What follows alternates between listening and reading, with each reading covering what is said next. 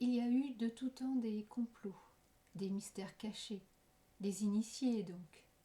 Les initiés étaient au courant, ils se sentaient uniques, valorisés par rapport aux autres.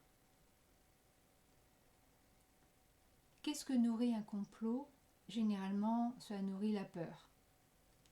La peur qu'on cache quelque chose d'essentiel, d'important, qui puisse aider dans la vie ou au contraire bloquer. Aujourd'hui, il y a toutes ces peurs qui surgissent et de nombreux complots qui, semble-t-il, les nourrissent. Mais si l'on regarde bien à son échelle individuelle, qu'est-ce qui fait qu'un complot existe? La croyance. Qu'est-ce qui fait que cela rend méfiant, que cela crée de la colère?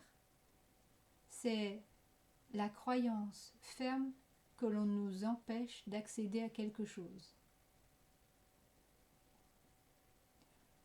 Donc si l'on veut ne plus vivre dans cette peur, ce complot, il n'y a qu'une seule solution.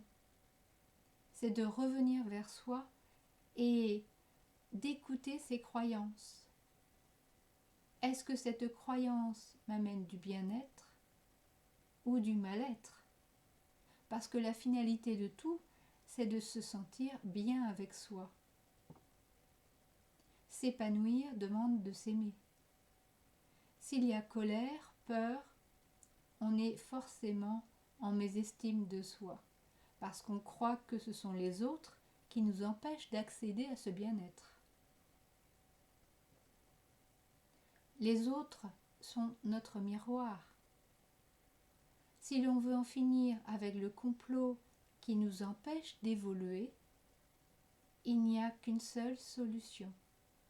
S'aimer, accepter de se remettre en question, de remettre en question ses croyances, ses repères.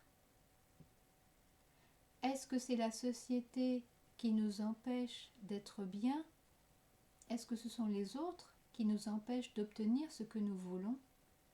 Ou est-ce que nos envies ne proviennent pas finalement de nos peurs, de ce qui nous amène à vouloir quelque chose que les autres ont, justement par envie? Parce que on croit que si on a ce que les autres ont, alors on sera tout autant aimé.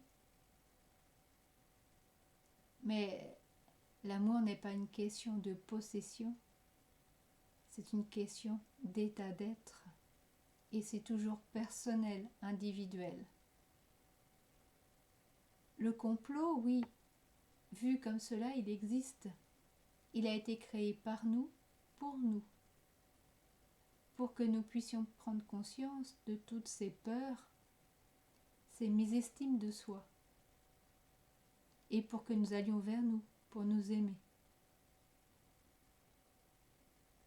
Toute colère provient d'une blessure intérieure, et toute blessure intérieure, forcément, génère aussi une peur d'être blessé à nouveau.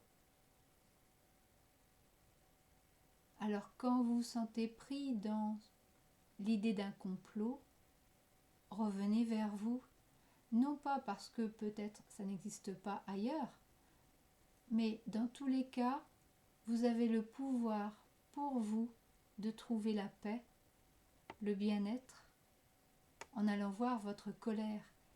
Qu'est-ce qui résonne en vous par rapport à cette idée de complot? C'est là où vous trouverez enfin la satiété, l'amour de vous.